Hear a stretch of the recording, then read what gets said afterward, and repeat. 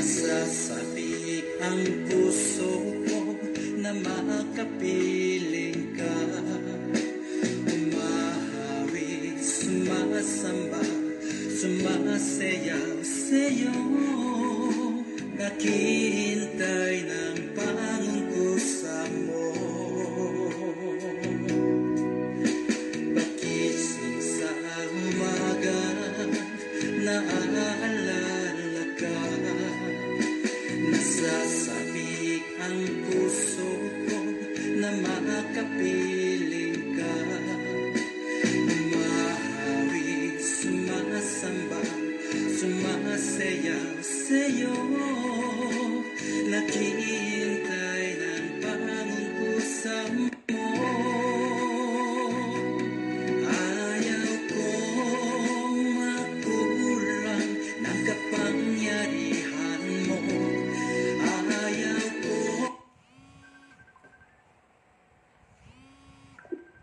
kong makulang ng kabanalan mo. Jesus, dakila ka, tanging sandigan ko. Lakas ko ay nanggagaling sa'yo.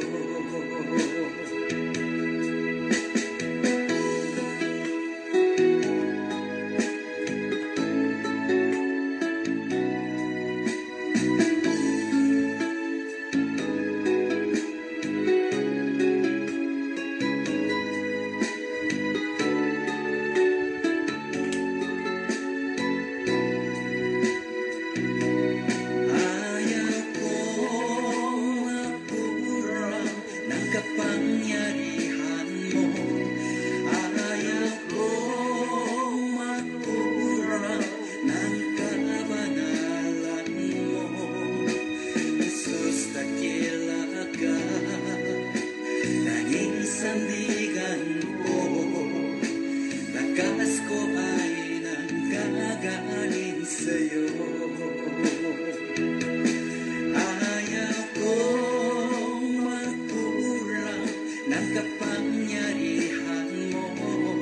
Ayaw kong makulang ng kabanalan mo. Jesus, dakila ka, tanging sandigan ko. Lakas ko ay nanggagaling sa'yo. Lakas ko ay nanggagaling sa'yo. Praise the Lord. So magandang umaga po sa inyo lahat. Good morning, good morning, good morning sa bawat isa. Praise God. Napakabuti ng ating Panginoon. Dala-dala po ngayong umaga ang bagong bagay na nanggagaling sa ating Panginoon. Kaya tayo pinagpapasalamat sa umagang ito. Patuloy po tayo sa ating every Tuesday and Thursdays ng Eagle Swings. No, ang Eagle Swings, napakahalaga sa Bible, yung sinabi na Isaiah chapter 40. No, Isaiah chapter 40 verse 28. So salamat sa bawat isa ngayong umaga. Amen. Yung iba marahil sa ibang bansa, ngayon ay gabi. Sa ibang lugar naman, pagka sa Asia, medyo kaunti lang ang difference ng oras, 1 or 2 o minsan ay katulad pa rin. So ngayong umaga, bago tayo magsimula, praise God, bumabati ako ng magandang umaga kay Kuya Bener. Kuya Bener, praise God.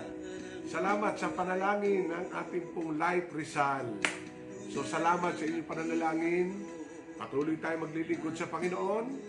Bagamat dumaan sa kaunting tune-up, malakas pa rin. Amen.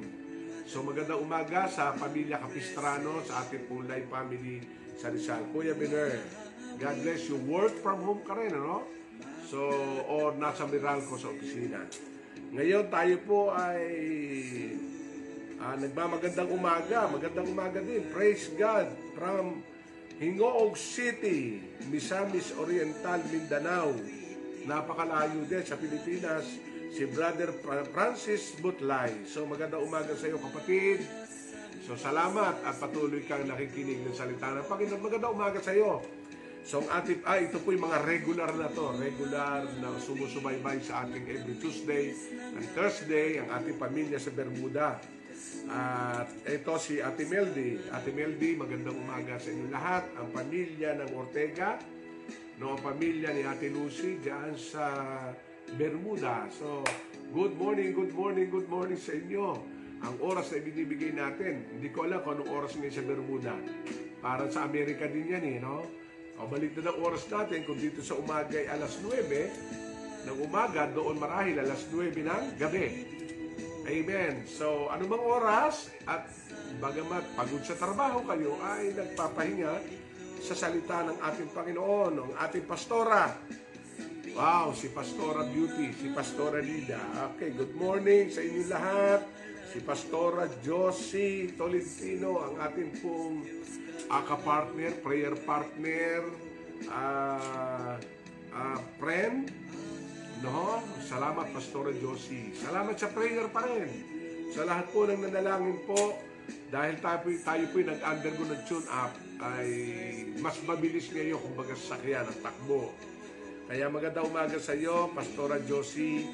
Alam niyo, Pastora Josie, yan po ay pastor din ng ibang church from UPC. Pero, praise God, regardless ng pangalan ng church, kung ito'y kabubusog natin, ito'y hindi mawawalan ng kabuluhan. Salamat sa inyo. Okay, ito pa, isa natin kaibigan pastor. Pastor John Javier. Taga-ibang church dito, iba din ang pangalan ng church. Kung di ako nagkakamali, 16. Pero taga-Life in Christ ako, pero tayo ay isang katawan. Salamat sa inyong pagsubaybay, pakikinig. Good morning. We are healed. Tayo po'y pinagaling. At ang ating kaibigan din si Pastor Noriel Camus. Praise God. Hayaan mo. Ito'y nag-i-invite sa akin na bisitahin ang kanyang munting negosyo na halamanan. Hayaan mo, Pastor. No? Bigla na lang akong dadating dyan. Amen. So maraming salamat sa bawat isa. At tayo po ngayon ay under MECQ pa rin, modified. Di natin alam, ito po hanggang May 14. No? At maraming churches ang naghihintay pa rin. At tayo nagpapasalamat, online na andoon. Okay, praise God. Amen, good morning sa aking maganda at parang young people pa rin, ang aking inaanak na si Kat Maglalang Bustillos. Inaanak, ay balita ko'y patapos na pinapagawa mong mansyon. Hayaan mo, dadalaw dyan si Ninong, ipag-pray natin yung iyong mansyon. Tapos na yata, no? So talagang ang Diyos, kahit pandemic, patuloy pa din nagpapagawa ng mga pangarap ng bahay. So, namimiss ko rin ang aking mga apo.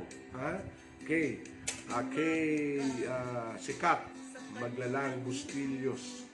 So, good morning at sa pamilya natin dyan sa Medex. No? Gloria, nalimutan ko na yung compound ng Mami Glo. Mami Glo, I miss you. Salamat sa inyong pag-aalala, salamat sa inyong pananalangin. Ang inyong inaanak ay lumalakas. Tinutune up lang tayo ng Panginoon. No? Salamat sa pananalangin sa ating pong pamilya sa Medex. No, ang ating pamilya dyan. So, magandang umaga sa mga taga-Medex, sa Maglalang, aking inaanak. Praise God, tapos na rin yata yung pinapagawang bahay ni Pastor Maki.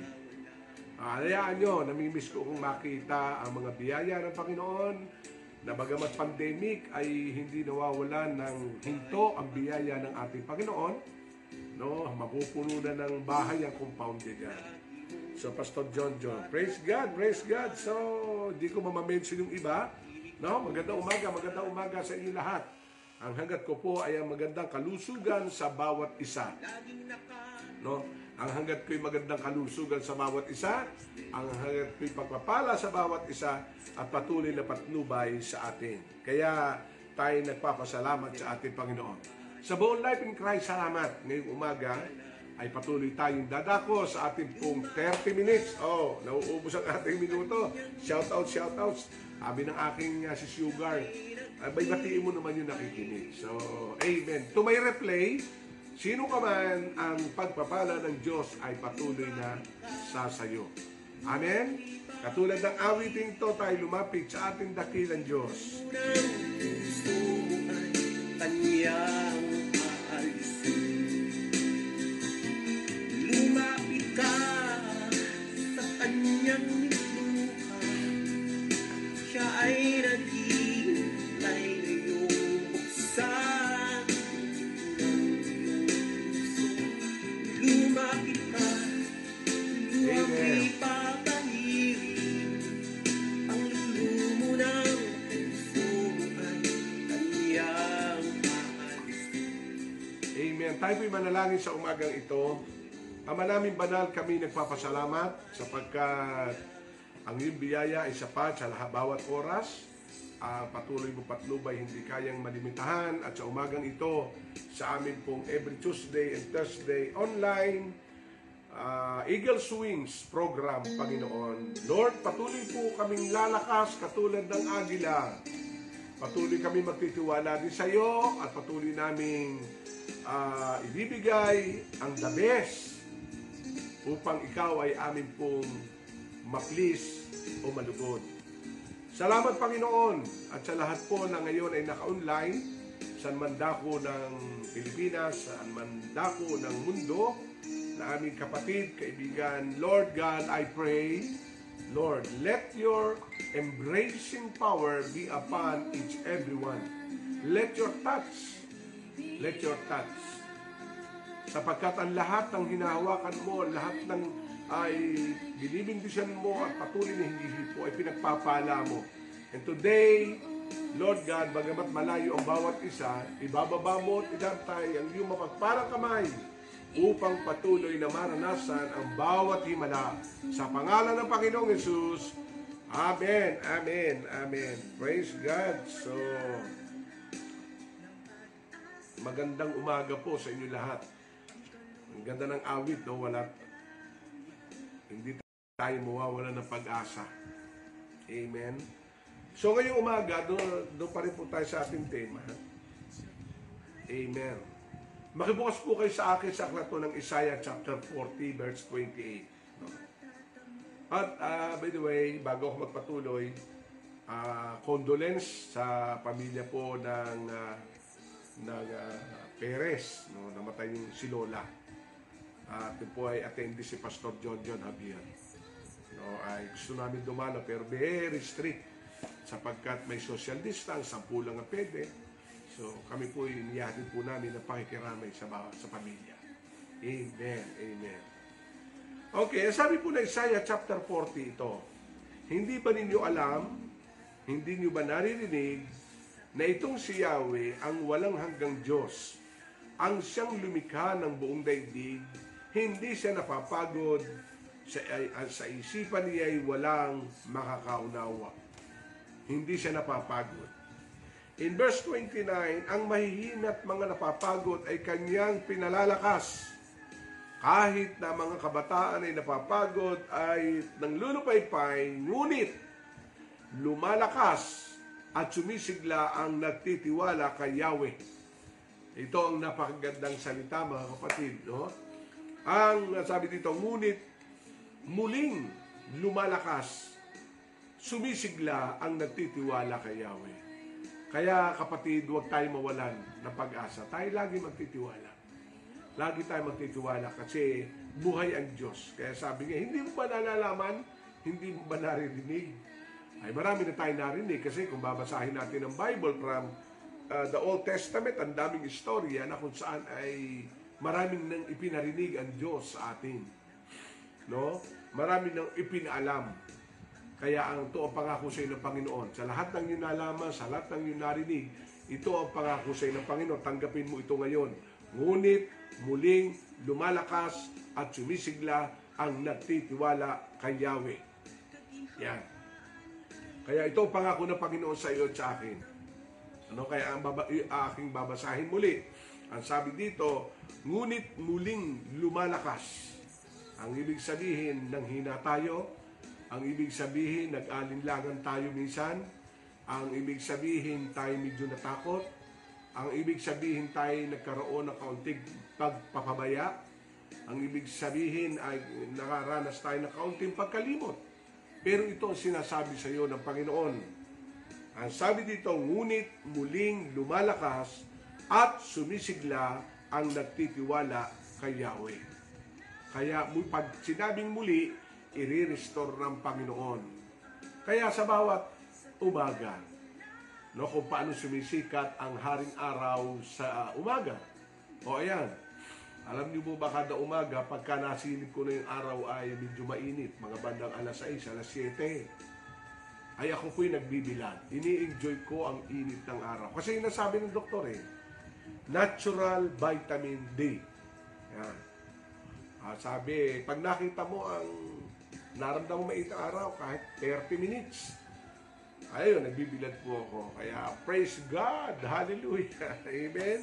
Kaya, ang pangako ng Panginoon ay ngunit muling lumalakas at sumisigla ang nagtitiwala kay Yahweh. No? Kaya magtiwala lang tayo. At ang sabi nga dito, lilipad silang tulad ng mga agila. Lilipad silang tulad ng mga agila. Sila'y tatakbo ngunit hindi mapapagod. Sila'y lalakad ngunit hindi manghihina. Praise God. Alam nyo, talagang may pagkapagod. Pero sabi ng Bible, kung tayo nagtitiwala, walang pagkapagod. Binila nga ni Mrs. isang buwan na. Mula po no ako'y nagpa-laboratory, nagpa-check up, series of check up, 2 doktor ang humawak sa akin para tignan mabuti, pag-aralan. Nakadalawang laboratory test. I praise God. Halos isang buwan. Kaya ako'y nagpapasalamat po sa inyo na nag-pray, especially Life in Christ. Yung mga kaibigan ko na nagtatanong kahit taga-ibang church, kamusta ka na, Bishop? Kamusta na? Ay ito ang sabi ng Panginoon. Pinalalakas po tayo. Amen? Marami pa tayong gagawin. Marami pa. No? Sa 30, anniversary namin mag-asawa, 30 years na kaming kasal. Sa August, birthday ko, 58. 2 years na lang, senior na ako. Kaya sabi ko, Lord, maraming salamat. Pinatatatag. So dito po sa ating binasa, meron po ditong nais kong i-quote at bigyang pansin. Upang maranasan natin ang pangako ng Panginoon na nagtitiwala sa Kanya ay lalakas, lalakad hindi manghihina, lilipad hindi mapapagod, tatakbo hindi mapapagod.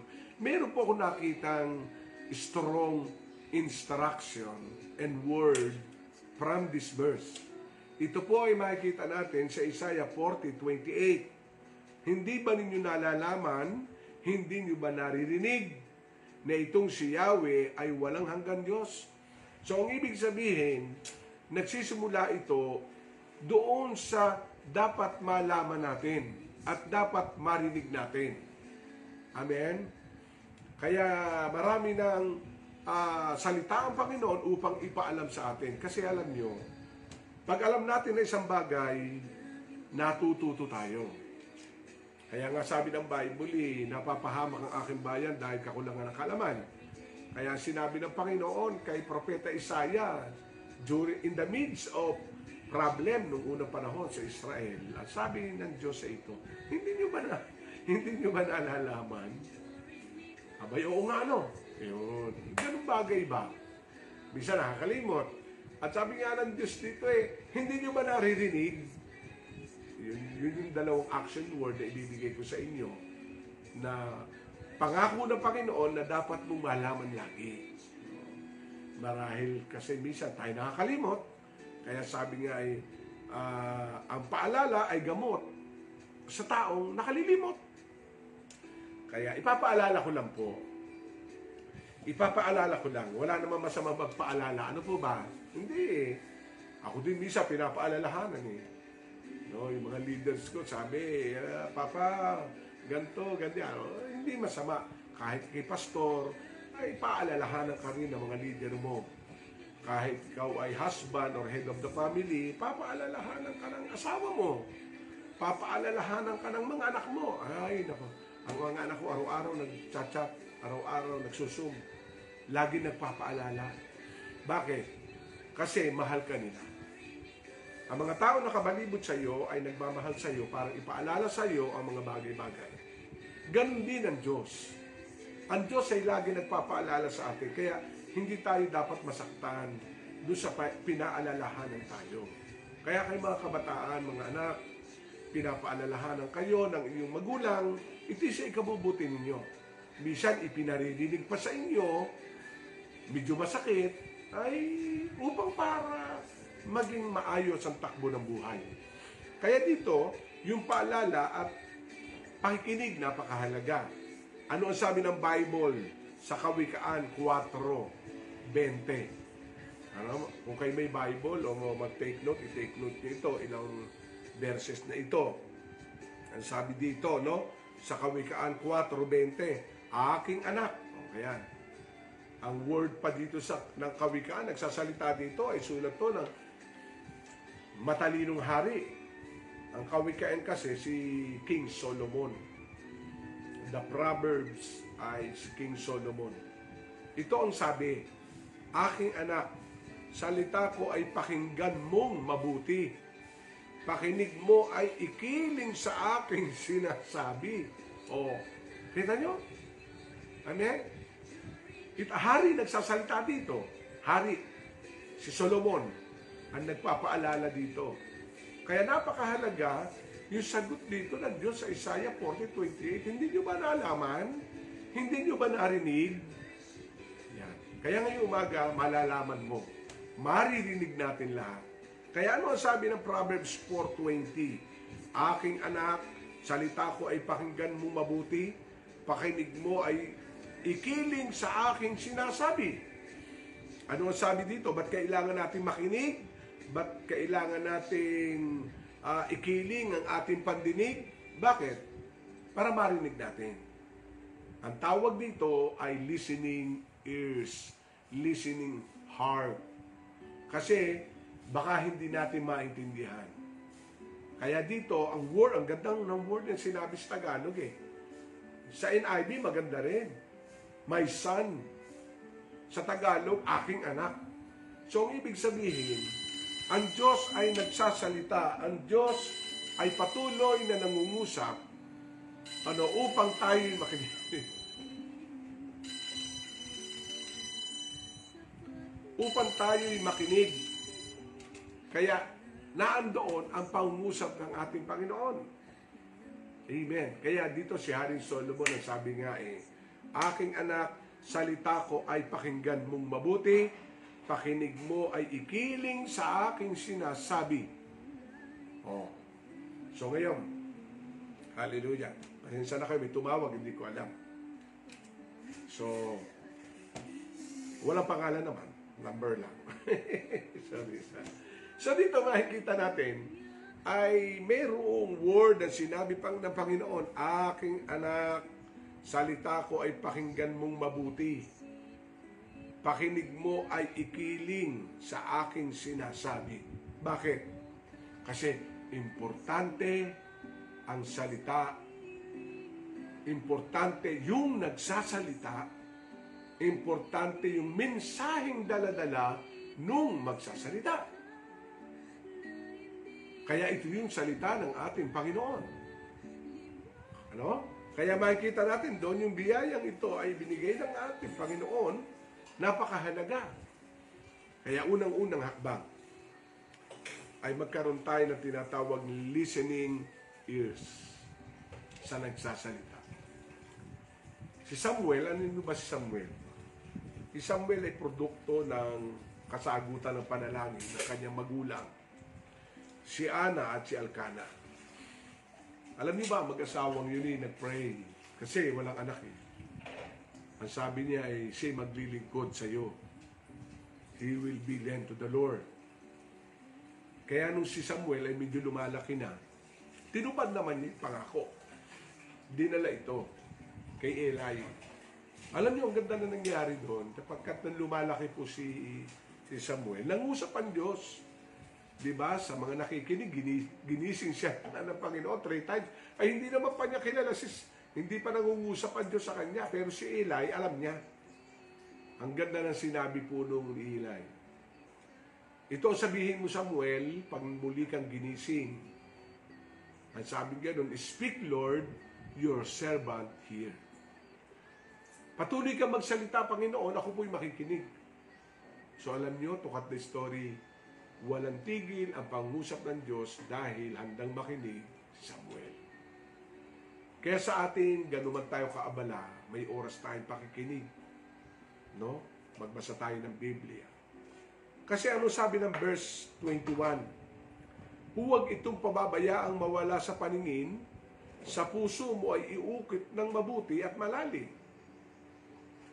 Kaya pala ang sabi dito sa Kawikaan 4:20, aking anak, salita ko ay pakinggan mong mabuti. Imagine natin, tingnan nyo word for word. Buksan nyo Bible nyo sa word for word na Kawikaan 4:20. Very instructional. Ang sabi dito, salita ko ay pakinggan mo mabuti, pakinig mo ay ikiling sa aking sinasabi. Tingnan nyo ha, huwag itong pabayaang mawala sa paningin, sa puso mo ay iukit ng mabuti at malalim. Aba, ang tinutukoy dito ay talagang huwag mawala ng kabuluhan ang ating pakikinig. Kasi palalim na palalim. Tingnan niyo po yung instruction ng Biblia. Ano? Makinig kayo, ano? Ang sabi dito, aking anak, o ibig sabihin, relational talking. Mayroong relasyon bilang magulang. Salita ko ay pakinggan mong mabuti, makinig at ikiling sa aking sinasabi, huwag itong pabayaang mawala sa paningin. Sa puso mo ay iukit ng mabuti at malalim. Iukit na, malalim pa. O, ang ibig sabihin talagang mas malalim. Kaya, yung biyaya ng Panginoon ay mas malalim din na pundasyon. Kasi alam nyo, na sa Panginoon, yung malalim na pundasyon. Hindi lang narinig natin kundi iukit. Sa Bible, may sinasabing Rhema word, Logos word. Ang ibig sabihin, narinig mo lang, pero dapat ang word maging rema. Bumaon, lumalig, iukit na mabuti. Bakit? Ano dahilan ito? Ang dahilan pala ng lahat na ito ay nasa verse 22. No? Acts 4, Proverbs 4:20, 21, 22, 23. Yung dalawang verse, yung verse 20, 21, ito po yung principles, no, ng word habang tayo ay nakikinig, binavalue natin. Because the word create your world. Ang salita ay lilikha ng ating buhay, ang salita ay lilikha ng ating mundo. Ito ang benefits sa verse 22. Kung ito'y ikiniling natin na ating pakinig, kung tayo nakinig, ito'y hindi nawalay sa paningin, kung ito ay naiukit na mabutit malalim, ito ang pagpapala. Verse 22, pagkat itong kaalaman ay daan ng buhay. Oh, grabe naman ito, no? Lord, thank you. Ang sabi dito, kaya pala, ang sabi ng Panginoon, ikiling mo ang iyong paningin. No, ikiling mo yung pakinig, ayaw ng Diyos na mawala ng saysay. Dahil ang benepisyo ay ano? Ang sabi dito, pagkat itong kaalaman ay daan ng buhay. So, ang dala-dala pala nito, mga kapatid, na word ay kaalaman at buhay. Kaya ikay magkakaroon ng kaalaman, magkakaroon ka pa ng buhay. Sabihin nga natin, buhay na ganap at kasiyasiya. Nagbibigay ng kalusugat, kagalingan ng katawan. Hallelujah. Alam niyo, nung mabasa ko to, I cry. Pag pala ikay nagbabasa ng Bible, babasa ka. Lumalim ito sa ating puso. Umukit sa ating puso. Ang sabi ng Bible, ito'y nagbibigay ng kalusugat, kagalingan ng katawan. Kaya pag tayo may nararamdaman, magbasa lang tayo ng Bible. Pag tayo may nararamdaman, magbasa ka ng Bible. No, iukit ito sa puso ng malalim. Hallelujah. Ano sabi ng verse 23? Ang puso mo'y ingatang mabuti at alagaan. Kasi bakit? Dito natin iniimbak ang word ng Panginoon. Kaya sabi ng Bible, kung ano laman ng puso, lalabas sa labi. Iniimbak ito. Kaya dapat ang word to create the beautiful world, kailangan na ito. Ang puso mo ingatang mabuti at alagaan. Kasi dito natatabi yung Word of God. Hindi sa isip. No? Kasi marami ka, sinasaulo mo Bible, ay mahirap yon. Ang daming Biblia, ang daming Word. Ang talagang kailangan ay sa puso. Ang ibig sabihin, sa buhay natin. Ano? Pagkat iyan ang siyang bukal ng buhay mong tinataglay. Amen. Kaya pala kailangan matanim, maiukit na malalim sapagkat may bukal. Kita nyo ang tubo, yung mga plumber, pag naggagawa ng tubig ng poso, habang lumalalim yung tubo, lumilinaw ang tubig na nakukuha sa malalim.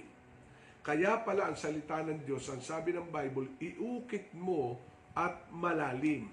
Bakit? Kasi pag mababaw, malabo ang tubig. Pag mababaw, mabato ang tubig. Pag mababaw, putik-putik ang tubig. Pero, pag malalim ang pagkakabaon ng tubo, malinis ang tubig dahil malalim ang pagkakabaon ng tubo. Ganon din ang salita ng Panginoon. Pag ito'y lumalalim. Kasi marami nagtatanong, ako naman ay nagbabasa din ng Bible. Ako naman nakikinig din ng Bible. Kapatid, hindi lang basta nakikinig. Ang tanong, ikiniling mo ba ang iyong pandinig? Inunawa mo ba? Ito ba'y umukit sa puso mo ng malalim? Kaya, lalim-lalim lang. Sa puso, itinatanim, hindi sa isipan. Kaya hindi sukatan na 20 verses na sa ulado mo, 100 verses na sa ulado mo. Kapatid, hindi sa dami ng sinasaulo ng verses sa Bible. Sa puso, iniingatan to upang magbigay ng buhay. At ano ang word na sinabi dito, kapatid? Pagkat iyan ang siyang bukal ng buhay mong tinataglay. Kaya hahaba buhay mo, bibigyan ka ng kalakasan, ang kagalingan ay dadaloy sa iyo. Tandaan mo yan. Kaya magandang umaga sa inyong lahat at patuloy po na tayo'y manabik sa salita ng Panginoon.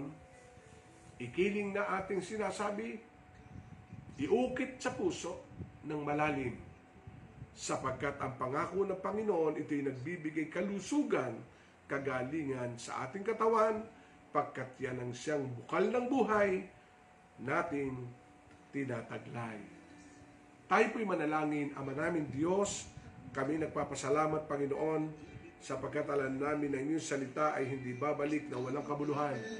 Ama, sa pangalan ni Jesus, pagpalain mo ang siyang nakikinig at makikinig, maging sa live o sa replay. Sa pangalan ni Jesus, Amen. God bless you. Ito po si Pastor Jimmy na nagsasabing ang buhay na ganap kay Jesus nagmumula. God bless you po. Magandang umaga sa inyo lahat. Pag-ibig mo sa akin, Panginoon Jesus, purihin ka.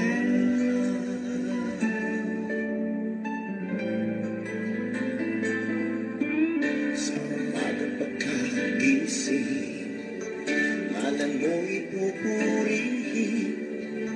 Puso ko'y laging may awit para sa'yo.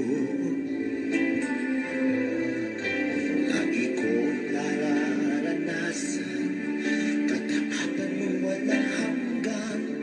Pag-ibig mo'y laging sariwa sa araw-araw. Hindi ako magsasawang purihin ka. Buong puso't lakas, minamahal kita. Laging aawitin pag-ibig mo sa